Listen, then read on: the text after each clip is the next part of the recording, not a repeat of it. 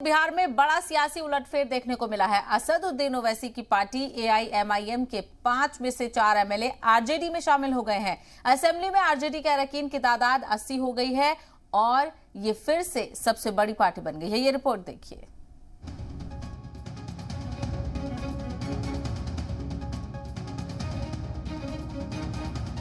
बिहार में बड़े सियासी उलटफेर की ये तस्वीरें हैं।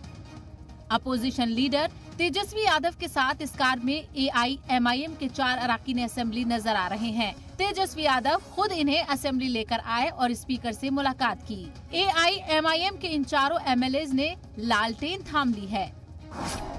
इनमें बायसी से सैयद रुकनुद्दीन अहमद, जोकीहाट से शाहनवाज आलम, कोचाधामन से मोहम्मद इजहार असफी, बहादुरगंज से मोहम्मद अंजार नईमी शामिल हैं। असेंबली में आरजेडी के 80 अरकान हो गए हैं और ये फिर से सबसे बड़ी पार्टी बन गई है। बिहार विधानसभा में अगर सबसे बड़ा कोई दल है तो वो राष्ट्रीय जनता दल फिर से हुआ है। यानी 76 पहले हमारे पास सीटें थी, विधायक थे, अब जो कि 4 और एआईएम के सदस्य जुड़े हैं।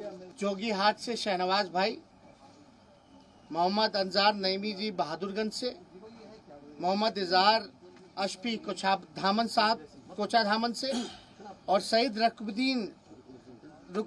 रुकनुद्दीन अहमद जो बायसी से।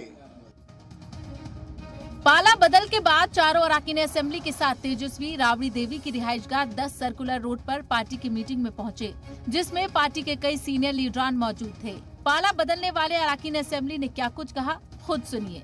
हम लोग जिस क्षेत्र से आते हैं, जोकीहाट से आते हैं, सीमांचल से आते हैं, वहाँ के अल्पसंख्यक, वहाँ के सेकुलर लोग चाहते थे कि हम तमाम लोग फिर से बिहार में जो सबसे मजबूत सेकुलर पार्टी है, हम उसका हाथ को मजबूत करें, उनकी लड़ाई को आगे बढ़ाएं और सीमांचल की जो बदहाली है उसको सब लोग मिल करके दूर करें।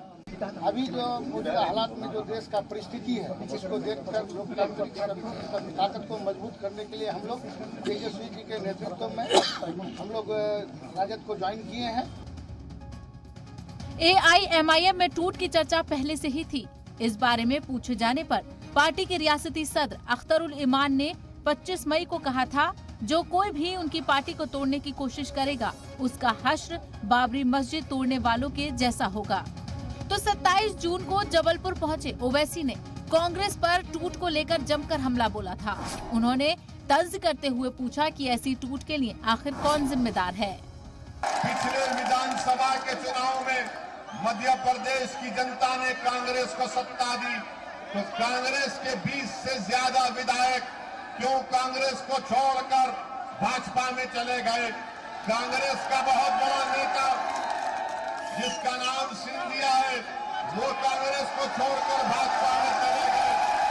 अगर तुम्हारे 20 विधायक कांग्रेस को छोड़कर भाजपा में चले जाते हैं, अगर सिंधिया कांग्रेस को खुदाफिज कहकर मोदी के गोद में बैठकर चाय पीती है, इसका जिम्मेदार कौन है? कि अगर हमारे विधायकों को तोड़ने की कोई भी पार्टी कोशिश करेगी तो मैं समझता हूं कि देश में बाबरी मस्जिद तोड़ने वालों के साथ जो हश्र हुआ है, वो हश्र उन लोगों के साथ होगा जो इस वक्त अल्पसंख्यकों के क्षेत्र में उठी हुई एक शक्ति को तोड़ने का प्रयास करेंगे।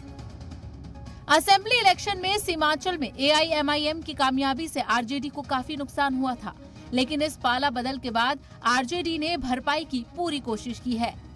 लेकिन सबसे बड़ा सवाल ओवैसी के लिए है, जो कांग्रेस एमएलए की टूट पर लगातार सवाल उठाते रहे हैं। ब्यूरो रिपोर्ट, जी मीडिया।